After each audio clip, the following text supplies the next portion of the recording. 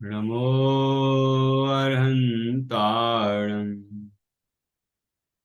नमो सिद्धाणं नमो आयर्याणं नमो अजायाणं नमो लोये सव्यसाहुणम्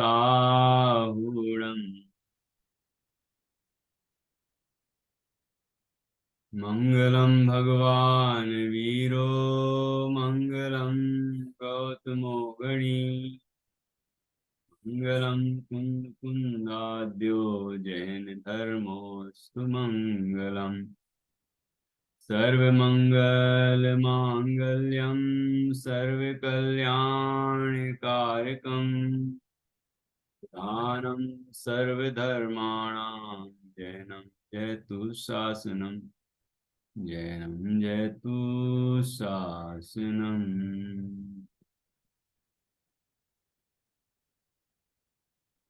मंगलमय मंगलकरण वीतराग विज्ञान नमो ताहि जाते भये अरहंतादिमा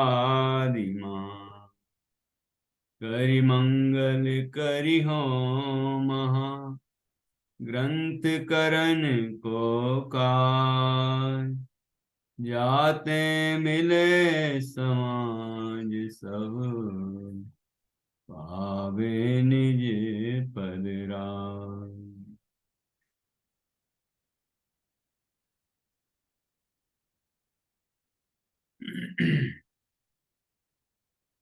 आचार्य कल्प पंडित श्री टोडरमल जी द्वारा रचित यह मोक्ष मार्ग प्रकाशक नामक ग्रंथ है।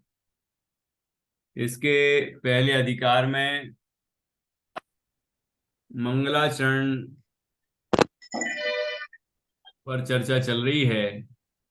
इसके अंतर्गत सबसे पहले हमने पंच परमेष्ठियों का स्वरूप समझकर उनको नमस्कार किया। फिर अन्य जो पूजनीय हैं उन सबके को नमस्कार किया और साथ ही उनके पूज्यत्व का कारण भी समझा कि हम उन्हें आखिर क्यों पूजें, पंच परमेष्ठि की पूजा क्यों करें या नवदेवों की पूजा क्यों करें, जिन वाणी जिन मंदिर जिन प्रतिमा जिन धर्म इन सब की पूजा हम क्यों करें, उनका स्तवन क्यों करें, उनका गुणगान क्यों करें। ये बहुत ही सुंदर ढंग से यहाँ बताया गया है। प्रयोजन की मुख्यता है, हमारा प्रयोजन वीतराग विशेष ज्ञान प्रकट करना है, दुख दूर करना है, सुखी होना है। और इस भाव से जो संपन्न है ऐसे पंच परमेष्ठी हैं और यही मार्ग वो दिखाते हैं, इसलिए हम उनको पूछते हैं। जो वीतरागी नहीं है, जो वीतरागता का मार्ग दिखाते नहीं हैं, जो जीवों को राग में कसायों में मिथ्यात्व में उलझाते हैं, उनके जीवों के कसायों को मिथ्यात्व आदि को बढ़ाते हैं, वे छेढ़ाला जी में कहा है वो पत्थर की नाव के समान है। जैसे पत्थर की नौका स्वयं तो डूबती है, जो उसमें सवार होगा वो भी डूब जाएगा, तो उसको भी डुबा देती है। तो इस तरह यहाँ पूज्यत्व का कारण बता के फिर उन अरहंत आदिक से हमारे प्रयोजन की सिद्धि कैसे होती है।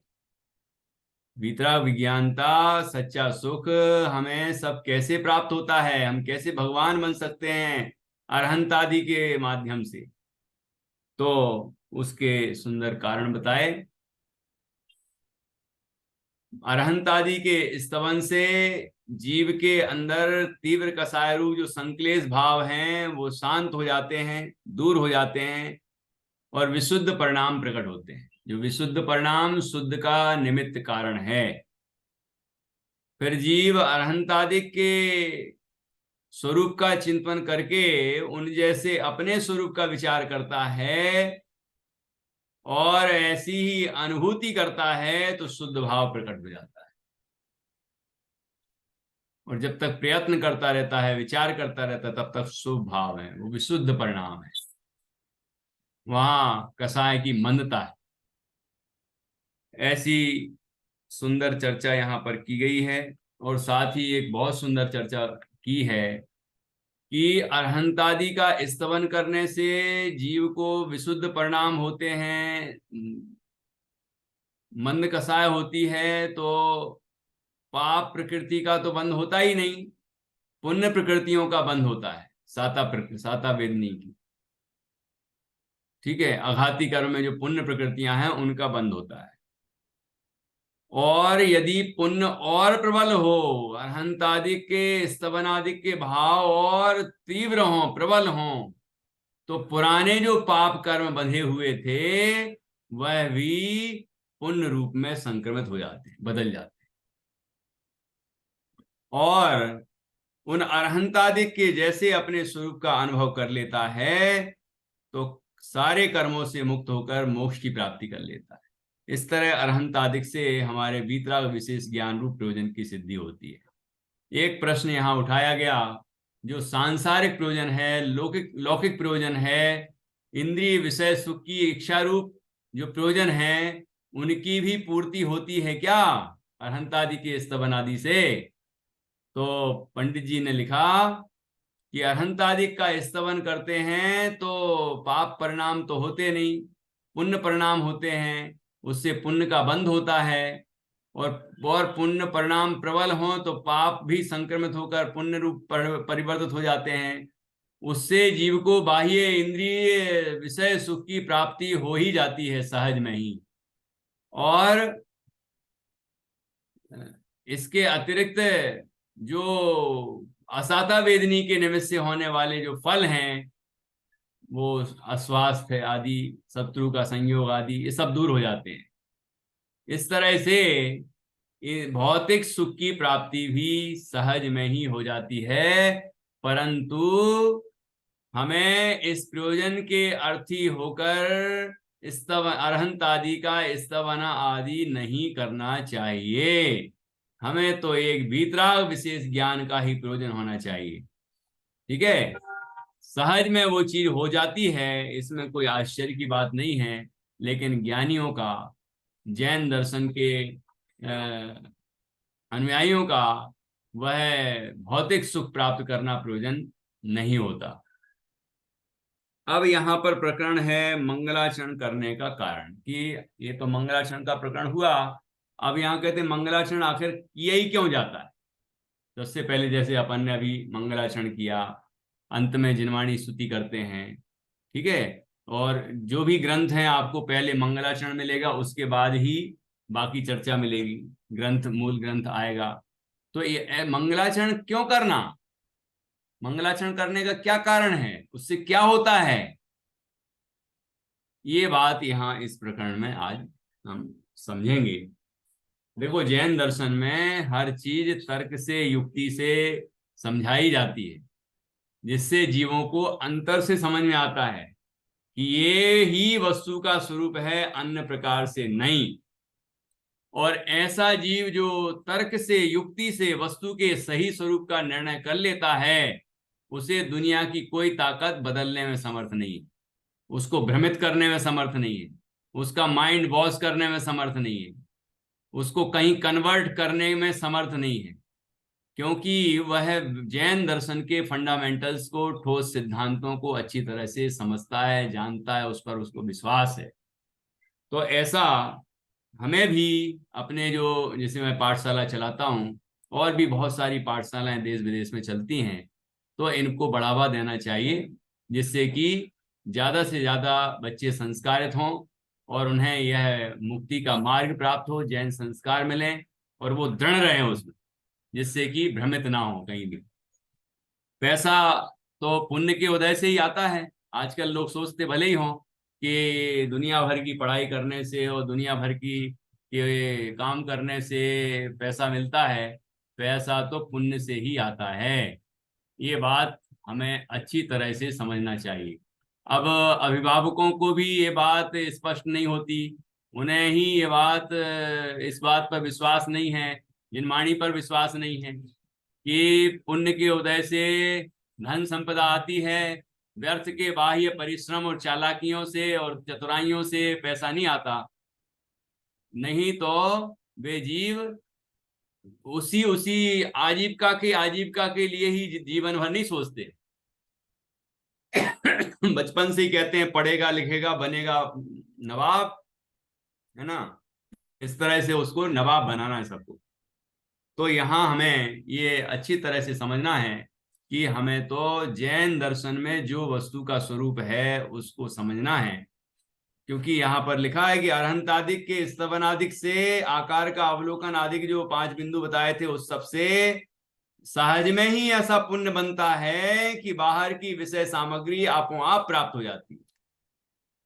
लेकिन हमें उस प्रयोजन से स्तवन आदि नहीं करना चाहिए, हमें तो आत्मार्थ साधने के लिए वीतराग विशेष ज्ञान को प्रकट करने के लिए ही स्तवन आदि करना चाहिए। ठीक है, देखिए अब हम आगे बढ़ रहे हैं, पेज नंबर 8 है और यहाँ मंगलाचरण करने का कारण बताया है। उसके पहले मंगल शब्द का अर्थ जो पहले शुरुआत में मैंने मंगलाचरण करते समय बताया था, यहाँ पर वो प्रकरण आया है, इसको हम पुनः समझते हैं। तथा वे अरहंतादिक ही परम मंगल हैं। अरहंतादिक कैसे हैं? परम मंगल, सर्वोत्कृष्ट मंगल हैं। तो प्रश्न उठता है कि वो मंगल क्या है, आगे बताते हैं। तथा वे अरहंतादिक ही परम मंगल हैं, उनमें भक्ति भाव होने से परम मंगल होता है। वो स्वयं परम मंगलमय है और उनमें जो भक्ति भाव रखेगा उसके भी परम मंगल होगा। अब वो मंगल क्या है ये समझते हैं।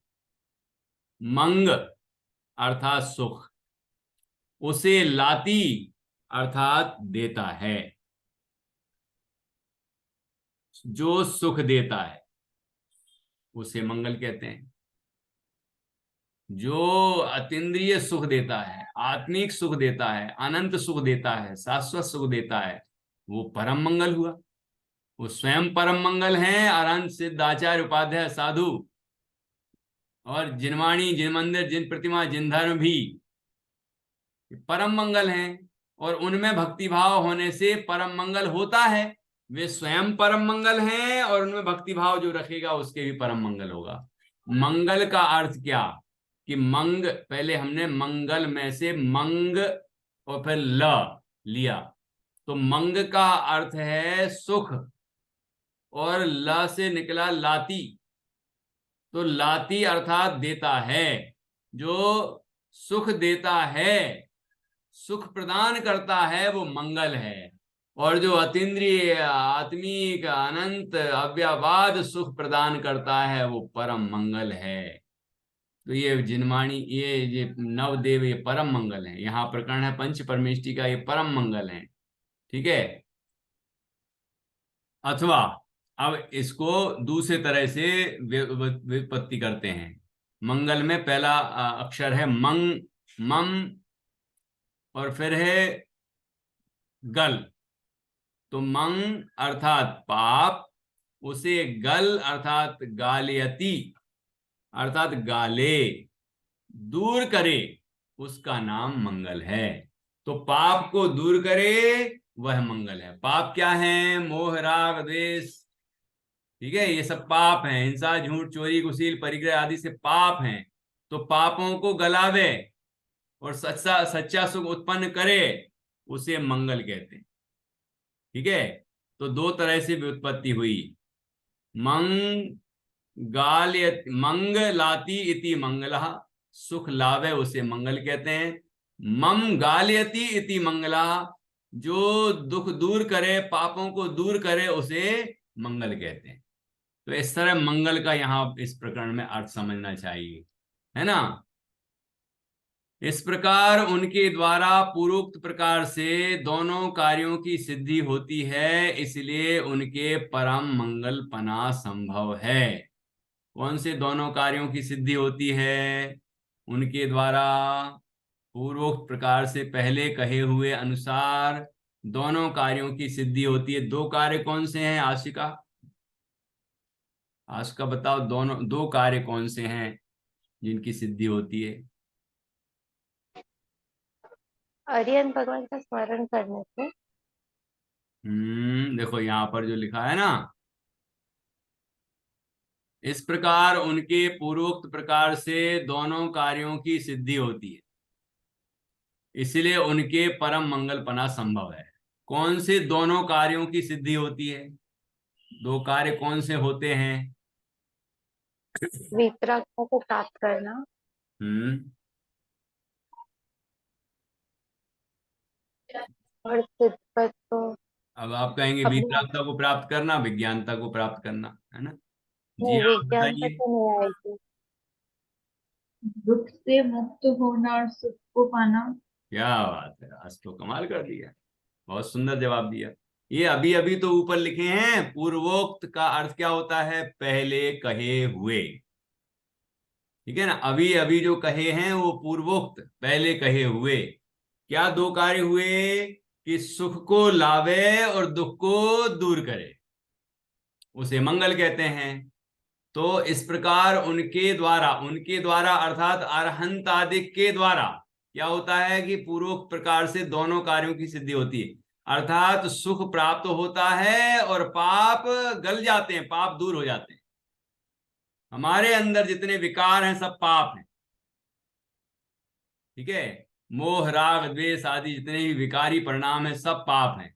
अब आप कहोगे कि वो मंद कसाय हो जाती हैं, वो तो पाप नहीं कहो, पुण्य कहो उनको। तो जब निराकुल सुख की बात चलेगी, जब आत्मिक सुख की बात चलेगी, वितरागता की बात चलेगी, तब तो वो भी क्या है? पुण्य रूप परिणाम है, शुभोपयोग है, शुभ भाव है, लेकिन वो भी विकार है, वो भी अभाव करने लायक है ना? तो इस तरह से यहां पर समझना है कि ये दोनों कार्य सिद्ध हो जाएं। कौन से? कि आत्मा को सच्चे सुख की प्राप्ति हो जाए और आत्मा के अंदर जितने भी पाप हैं, जहां जहां भी मिथ्यात्व हो, क्रोध हो, मान हो, माया हो, लोभ हो, है ना, ये सब सब विकारी परिणाम दूर हो जाएं। ठीक है ना? इस प्रकार उनके द्वारा पूर्वोक्त प्रकार से दोनों कार्यों की सिद्धि होती है। जैसे दर्शन स्तुति है, दर्शन पाठ, दर्शनम देव देवस्य दर्शनम पापनाशनम, दर्शनम स्वर्ग सोपानम, दर्शनम मोक्ष साधनम। ऐसा पूरा एक ये स्तवन है ना? 11 छंद है इसमें। तो इसमें पढ़ेंगे तो बहुत आनंद आएगा। ऐसे दर्शन दर्शन का बहुत सुंदर मर्म बताया है कि दर्शन करने का क्या फल है, क्या होता है, किसके दर्शन करना है, वो सब बातें आती हैं। उसमें आता है कि जिन धर्म विनिर्मुक्तो मां भवे चक्रवर्ती अपि स्यात् चेटोपि दरिद्रोपि जिन धर्मानुवासिता। कि यदि जैन दर्शन को छोड़ना पड़े, उसके बदले में हमें चक्रवर्तित्व भी मिल रहा हो, तो वह चक्रवर्तित्व छोड़ने योग्य है। जिन धर्म विनिर्मुक्तो मां भवे चक्रवर्ती अपनी, जैन धर्म से रहित चक्रवर्ती होना व्यर्थ है, बेकार है। और जैन धर्म से सहित दरिद्री होना, गरीब होना भी ठीक है। तो वहां भक्त कहता है, मैं जैन दर्शन की ऐसी श्रद्धा रखता हूं कि यदि मुझे जैन दर्शन की श्रद्धा के बदले में धन त्यागना पड़े, वैभव त्यागना पड़े और मुझे गरीब भी रहना पड़े तो मैं रहना मंजूर है। लेकिन जैन दर्शन को छोड़ के मुझे चक्रवर्ती पना भी मिल रहा हो तो वह भी मुझे प्राप्त नहीं करना। ऐसा सुंदर श्लोक है उसमें। ठीक है? तो यहां देखिए क्या कहा है, ऐसी महिमा है ये भगवंतों की, भगवंतों के स्तवन आदि की ये महिमा है। तो उनसे दोनों तरह के कार्य सिद्ध होते हैं, अर्थात सुख प्राप्त होता है और हमारे पाप दूर हो जाते हैं, दुख दूर हो जाते हैं। अब देखिए मंगलाचरण करने का कारण। तो ये जो मंगल बताया ना, अब मंगलाचरण, मंगल आचरण मतलब इस ऊपर जो मंगल बताया, सुख प्राप्त होना और दुख दूर करना या पाप दूर हो जाना, तो ये है मंगल। ऐसा जब आचरण हो जाए कि ऐसा ही हो जाए परिणमन, तो वो मंगलाचरण है, कि सुख प्राप्त हो जाए, दुख दूर हो जाए, तो ही सच्चा मंगलाचरण है। ठीक है। अभी तो साधारण बात करते हैं। मंगलाचरण अर्थात भगवान अरहंत आदि का मंगल किया हमने, जो उनको नमस्कार आदि किया है, ठीक है, वो मंगलाचरण है। यहाँ वीतराग विशेष ज्ञान को नमस्कार किया और बताया कि वो वीतराग विशेष ज्ञान या वीतराग विज्ञानता अरहंत अरहंत में, अरहंतादिक पंच परमेष्ठियों में होती है, और उस वीतराग विज्ञानता के कारण ही वो अरहंतादिक महान होते हैं। और वह वीतराग विज्ञानता मंगलमय और मंगल का कारण है। वह सुख स्वरूप है, पाप के अभाव रूप है, और सुख को प्रदान करने वाला है, और दुख को दूर करने वाला है ना। ऐसा वाली है, ऐसी भीतरा विज्ञानता है। देखिए अब मंगलाचरण करने का कारण क्या है। यहां कोई पूछे कि प्रथम ग्रंथ के आदि में मंगल ही किया, तो क्या कारण है। भाई ग्रंथ के सबसे पहले शुरुआत में ही मंगल किया, मंगलाचरण किया, तो क्या कारण है।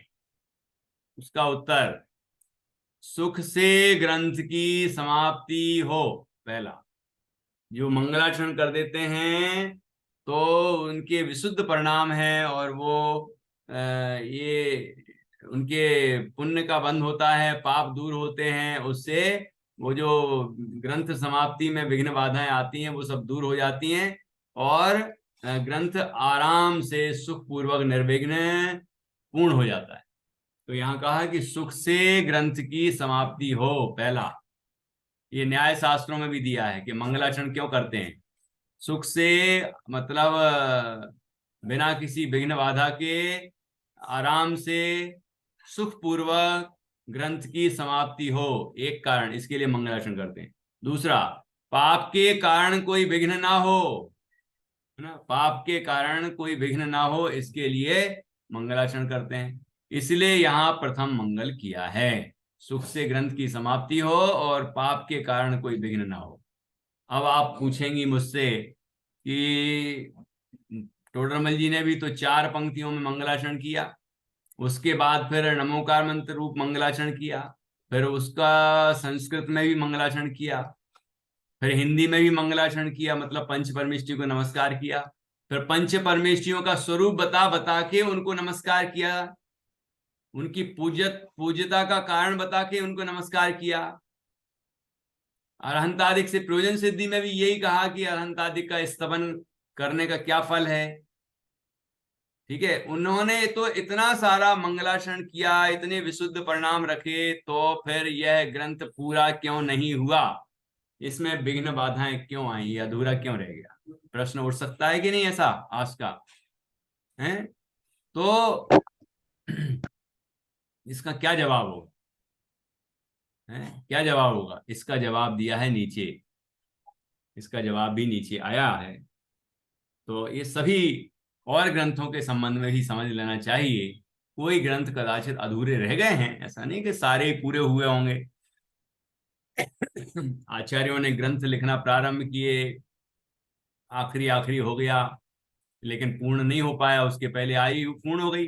सठखंडागम ग्रंथ लिखा, दोनों आचार्यों को एक समान ज्ञान था। दर्शनाचार्य के शिष्य थे आचार्य पुष्पदंत और आचार्य भूतबली।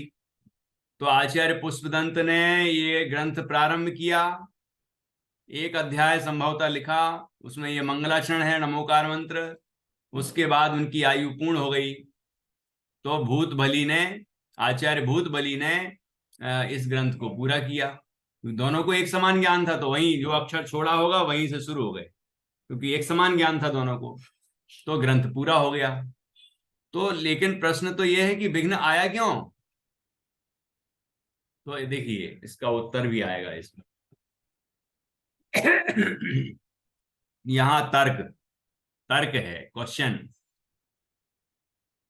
जो अन्नमति इस प्रकार मंगल नहीं करते हैं, ऐसा मंगलाचरण नहीं पढ़ते वो, नमोकार मंत्र आदि, वो अपने तरीके से करते होंगे। वो तो कुदेवादिक का मंगलाचरण करते हैं, उनको नमस्कार आदि करते हैं। ठीक है। और कई ऐसे भी होंगे जो मंगलाचरण ही नहीं करते। लौकिक किताबें जितनी बनती हैं उसमें कौन सा मंगलाचरण होता है। तो यहाँ कह रहे हैं जो अन्नमति इस प्रकार मंगल नहीं करते हैं उनके भी ग्रंथ की समाप्ति तथा विघ्न का ना होना देखते हैं। ऐसा देखा जाता है कि उनका ग्रंथ भी समाप्त हो जाता है और कोई विघ्न बाधा नहीं आती। वहां क्या हेतु है, वहां क्या कारण, क्यों होता है ऐसा। उन अन्नमतियों ने मंगलाचरण ही नहीं किया और ग्रंथ पूर्ण हो गया और कोई विघ्न बाधा भी उत्पन्न नहीं हुई, सो क्या कारण है। उसका समाधान, अन्नमति जो ग्रंथ करते हैं उनमें मोह के तीव्र उदय से मिथ्यात्व कसाय भावों का पोषण करने वाले विपरीत अर्थों को धरते हैं, रखते हैं। इसलिए उनकी निर्विघ्न समाप्ति तो ऐसे मंगल किए बिना ही हो। क्या कह दिया टोडरमल जी साहब ने कि वो यदि मंगलाचरण करेंगे तो वो पाप रूप ग्रंथ लिख ही नहीं पाएंगे, वो विषय कसाओं के पोषक ग्रंथ लिख ही नहीं पाएंगे। वो कर्तावाद, ईश्वर कर्तृत्व आदि का पोषण जिनमें हो ऐसे ग्रंथ लिख ही नहीं सकते हैं। यदि वो भी मंगलाचरण कर लेंगे ना तो वो पाप रूप ग्रंथ कैसे लिखेंगे। इसलिए वो मंगलाचरण नहीं करते, इसलिए वो पूरे हो जाते। ख्याल में आ रहा है। जो अन्नमति इस प्रकार मंगल नहीं करते हैं उनके भी ग्रंथ की समाप्ति तथा विघ्न का ना होना देखते हैं। वहां क्या हेतु है, वह क्या कारण है। आपने तो ऊपर कहा कि सुख से ग्रंथ की समाप्ति हो जाए, पाप के कारण कोई विघ्न ना हो, इसीलिए मंगल करते हैं। लेकिन उनके तो सुख से ग्रंथ की समाप्ति भी हो जाती है और कोई विघ्न बाधा भी उत्पन्न नहीं होती, तो ऐसा क्यों। तो कितना सुंदर लिखा है कि यदि वो मंगलाचरण कर लेंगे तो विषय कसाय के पोषक, मिथ्यात्व के पोषक शास्त्र लिख ही नहीं पाएंगे, क्योंकि मंगलाचरण करते ही परिणाम विशुद्ध हो जाते हैं, कोमल परिणाम हो जाते हैं। और ऐसे कोमल परिणामों में क्या मिथ्यात्व का पोषण करने वाली बात निकलेगी, क्या पाप का पोषण करने वाली बात निकलेगी कि नहीं। तो क्या कहा समाधान में, अन्नमति जो ग्रंथ करते हैं उनमें मोह के तीव्र उदय से, मिथ्यात्व के की तीव्रता से, मोह के तीव्र उदय से मिथ्यात्व कसाय भावों का पोषण करने वाले, जिनसे मिथ्यात्व का पोषण हो, उल्टी मान्यताओं का पोषण हो, कसाय का पोषण हो, क्रोध मान माया लोभ आदि का पोषण हो अर्थात वो करना चाहिए इस तरह साबित हो, ठीक है, इस तरह का वर्णन भी हो और वही प्रेरणा दी हो,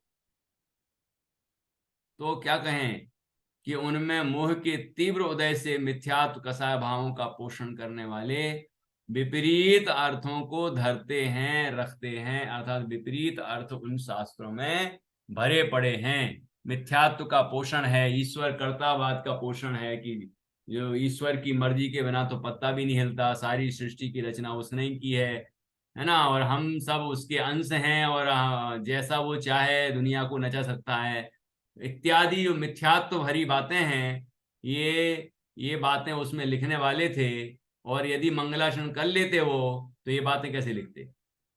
और किसी के प्रति क्रोध मान माया लोभ ये सब कसायों का वर्णन होता है, देवी देवताओं को भी ये सब चीजें दिखा देते हैं। किसी को क्रोध आ गया, किसी साधु को क्रोध आ गया, किसी देवी को क्रोध आ गया, किसी को घमंड आ गया, किसी को कोई कसाय पैदा हो गई, कोई को लालच आ गया, कोई मायाचारी कर रहा है। तो ये जो मिथ्यात्व और कसाय भाव हैं इनका पोषण वहां करना है। तो ऐसे उन पाप भावों के पोषक शास्त्र तभी बन सकते हैं कि जब मंगलाचरण ना हो। ख्याल में आ रहा है। देखो तर्क देखिए आप। अन्नमति जो ग्रंथ करते हैं उनमें मोह के तीव्र उदय से मिथ्यात्व कसाय भावों का पोषण करने वाले विपरीत अर्थों को धरते या रखते हैं, इसलिए उनकी निर्विघ्न समाप्ति तो ऐसे मंगल किए बिना ही हो। अब एक समाधान तो हो गया। आगे, यदि ऐसे मंगलों से मोह मंद हो जाए तो वैसा विपरीत कार्य कैसे बने। ठीक है, ये तो समझ लिया।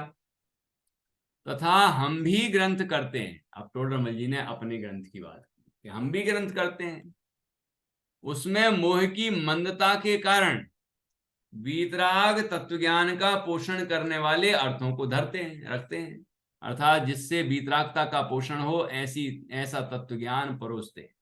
प्रथमानियों के शास्त्र हैं, जैन दर्शन की कथाएं जो है, महापुरुषों की, महासतियों की कथाएं हैं, तो उनमें भले ही राजा थे तो ऐसा श्रृंगार था, फिर उनके ऐसे शादी विवाह हुआ, फिर ऐसे भोग हुए, फिर ऐसे ये घर गृहस्थी बड़ी, है ना, ये सब सब चीजों का वर्णन उसमें होगा। लेकिन अंत में क्या होगा कि ऐसा सब कुछ होने के बाद भी एक बादल में महल बन रहा था, और वो जैसे ही हवा का झोंका आया वो महल नष्ट हो गया। तो उन्हें समझ में आया कि जैसे ये महल हवा के झोंके से नष्ट हो गया है, बादल में बना हुआ महल, ऐसे ये जो महल है, ये जो राजपाट है, ये भी विनाशिक है। ऐसा विचार करके उनने क्या किया, दीक्षा ले ली, है ना। तो इस तरह महापुरुषों के चरित्र हम पढ़ते हैं तो उसमें वीतरागता का पोषण होता है। चरणानियों के आचरण संबंधी जो ग्रंथ हैं उनको पढ़ते हैं तो हमारा श्रावकों को कैसा आचरण करना चाहिए, मुनिराजों का आचरण कैसा होना चाहिए, ये सीखते हैं, पापों से मुक्त होते हैं। ऐसे ही करणानियों के जब हम ग्रंथ पढ़ते हैं तो उसमें गुणस्थान आदि में हमारे अंदर किस किस तरह के सूक्ष्म परिणाम होते हैं उसका वर्णन रहता है, तो हम गहराई से समझते हैं और उन विकारों को दूर करते हैं। पर द्रव्यान योग में 6 द्रव्य 7 तत्व आदि का वर्णन होता है, भेद विज्ञान की बात होती है, शरीर आदि से भिन्न आत्मा की अनुभूति कैसे हो ये बात होती है। ये द्रव्यान योग का ही ग्रंथ है, मोक्ष मार्ग प्रकाशक। तो ये सब जो बातें होती हैं, तो यहाँ कह रहे हैं कि हम भी ग्रंथ करते हैं, उसमें मोह की मंदता के कारण वीतराग तत्वज्ञान का पोषण करने वाले अर्थों को धरते हैं। ठीक है, 4 योगों में उसकी निर्विघ्न समाप्ति ऐसे मंगल करने से ही हो। जब मंगल करता है तो कसायों की मंदता होती है, सरलता होती है, कोमलता होती है ना। और उस कोमलता में जब जीव प्रतिपादन करेगा तत्व का, तो यथार्थ तत्व का ही प्रतिपादन करेगा, है ना, मिथ्या तत्व का प्रतिपादन नहीं करेगा। तो ये मंगलाचरण करने का एक फायदा है। यदि ऐसे मंगल ना करें तो मोह की तीव्रता रहे, तब ऐसा उत्तम कार्य कैसे बने। यदि मंगलाचरण नहीं करेंगे तो क्या होगा, तो फिर हमारे अंदर की कठोरता, कसाय तीव्र रहेगी, मोह तीव्र रहेगा, राग द्वेष होंगे, तो उससे फिर क्या करेगा वो कि यथार्थ प्रतिपादन नहीं करेगा। ये वीतराग विशेष ज्ञान को प्रकट करने की बात नहीं आएगी, अपने अभिप्राय से कुछ भी कह सकता है, जैसा उसको ठीक लग रहा हो कि अरे यार हम ऐसा कह देंगे तो फिर हमारे ऊपर प्रश्न चिन्ह ना लग जाए, इसलिए ऐसा नहीं कहो, ऐसा कह दो, तो वो ऐसा गड़बड़ करने लग जाएगा। तो यहाँ कहा यदि ऐसे मंगल ना करें तो मोह की तीव्रता रहे, तब ऐसा उत्तम कार्य कैसे बने। ठीक है। अब यहाँ पर वो प्रश्न है जो मैंने अभी बोला था, उसका जवाब भी दिया है।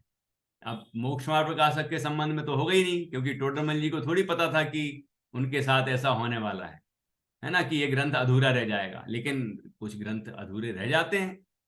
पुनश्च वह कहता है कि ऐसे तो मानेंगे, ये बात तो हम मान रहे हैं कि वो लोग मंगलाचरण यदि कर लें तो फिर वो उनके ग्रंथ नहीं बनेगी, इसलिए वो मंगलाचरण नहीं करते तो भी उनके ग्रंथ समाप्त हो जाते हैं। और हम जो ग्रंथ रचते हैं उसमें मंगलाचरण करते हैं तो हमारे ग्रंथ निर्विघ्न पूर्ण होते हैं और उसमें वितराग यथार्थ ज्ञान प्रतिपादित होता है। तो यहाँ कहा कि तो ऐसे तो मानेंगे, परंतु कोई ऐसा मंगल नहीं करता उसके भी सुख दिखाई देता है, पाप का उदय नहीं दिखाई देता, और कोई ऐसा मंगल करता है उसके भी सुख नहीं दिखाई देता, पाप का उदय दिखाई देता है। इसलिए पूर्वोक्त मंगलपना कैसे बने। ये टोडरमल जी के संबंध में भी लागू होगा, नीचे वाली पंक्ति कि क्या कहा कि कोई ऐसा मंगल करता है, किया कि नहीं इतना सारा मंगलाचरण, उसके भी सुख नहीं दिखाई देता, विघ्न बाधाएं उत्पन्न हो गई, पाप का उदय दिखाई देता है, पाप का उदय आ गया। विघ्न पड़ गया, ग्रंथ पूरा नहीं हुआ। ऐसे और भी ग्रंथ पूरे नहीं हुए कोई हो, है ना। तो टीकाएं पूरी नहीं हुई, फिर दूसरे ने पूरी की, कोई कोई तो पूरी नहीं हुई आज भी। तो ऐसा ऐसा क्यों हुआ? तो ये बात यहाँ पर इसको जवाब देंगे। दो बातें बताई कि ऐसा कोई मंगल नहीं, परंतु कोई ऐसा मंगल नहीं करता है उसके भी सुख दिखाई देता है कि वो भी आराम से आनंद पूर्वक ग्रंथ को पूर्ण कर देता है। कोई कोई ग्रंथ ऐसे हैं जिनमें मंगलाचरण नहीं है, क्योंकि जिनवाणी स्वयं ही मंगलाचरण है, लेकिन फिर भी मंगलाचरण होना चाहिए औपचारिक रूप से।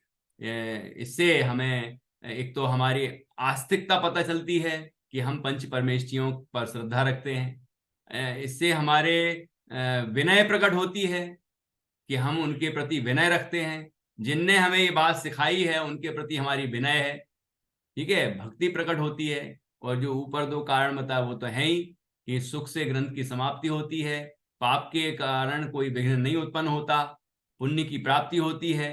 तो ये सब लाभ ग्रंथ मंगलाचरण से होते हैं, न्याय शास्त्रों में भी ये बताए गए हैं, ठीक है ना। तो यहाँ लिखा कि कोई ऐसा मंगल नहीं करता उसके भी सुख दिखाई देता है, पाप का उदय नहीं दिखाई देता, और कोई ऐसा मंगल करता है उसके भी सुख नहीं दिखाई देता, पाप का उदय दिखाई देता है। इसलिए पूर्वोक्त मंगल बना कैसे बने? तो हम कैसे मान लें कि मंगलाचरण करना चाहिए? उससे कहते हैं, क्या कहते हैं, देखो, जीवों के संक्लेश विशुद्ध परिणाम अनेक जाति के हैं, उनके द्वारा अनेक कालों में पहले बंधे हुए कर्म एक काल में उदय आते हैं। इसलिए जिस प्रकार जिसके पूर्व में बहुत धन का संचय हो उसके बिना कमाए भी धन दिखाई देता है, ऋण दिखाई नहीं देता, तथा जिसके पूर्व में ऋण बहुत हो उसके धन कमाने पर भी ऋण दिखाई देता है, धन दिखाई नहीं देता। कितना सुंदर उदाहरण दिया है। परंतु विचार करने से कमाना तो धन ही का कारण है, ऋण का कारण नहीं है। उसी प्रकार उदाहरण ख्याल में आया, जैसे कोई व्यक्ति पहले ही से धनवान है लेकिन बाद में उसने कमाई नहीं की तो भी धन है, धनवान पैतृक रूप से है, पहले ही से उसके पास बहुत सारा धन है। तो अब जैसे उस व्यक्ति का दिखाई देता है कि धन दिखाई देता है, वो धन नहीं कमा रहा फिर भी धनवान है, ऋण नहीं है, मतलब ऋण अर्थात कर्ज, किसी का कर्ज वो उसके ऊपर नहीं है, तो ऐसा होता है। और कोई ऐसा है जो पहले से ऋणी है, कर्ज में, पहले से कर्ज में है ना, अब वो बहुत धन कमाता है तो उसके तो भी ऋण दिखाई देता है, वो चुकाता जाता है फिर भी अभी कर्जदार बना रहता है ना, धन दिखाई नहीं देता। तो विचार करने पर कमाना तो धन ही का कारण है ना, कमाने से तो धन ही आया, भले ही पहले से ऋण ज्यादा था तो अब वो दिख नहीं रहा कि वो कमा रहा है कि नहीं कमा रहा है, पैसे दिख नहीं रहे उसके पास। और जिस जो व्यक्ति धनवान पहले से है वो नहीं कमा रहा है तो भी उसके धन है और ऋण नहीं है। तो लेकिन कमाना तो धन का कारण है ना, धन मिलता है उससे। ऐसे मंगलाचरण तो पुण्य का कारण है, सुख का कारण है, ठीक है, आस्तिकता प्रकट करने का कारण है, विनय का कारण है, भक्ति का कारण है। तो ये तो लाभ तो उसके जो हैं वो तो हैं ही। देखो उसी प्रकार जिसके पूर्व में, ये समय हो रहा है अपन फिर से जुड़ जाएंगे थोड़ी देर। उसी प्रकार जिसके पूर्व में बहुत पुण्य का बंध हुआ हो उसके यहाँ ऐसा मंगल किए बिना भी सुख दिखाई देता है, पाप का उदय दिखाई नहीं देता। और जिसके पूर्व में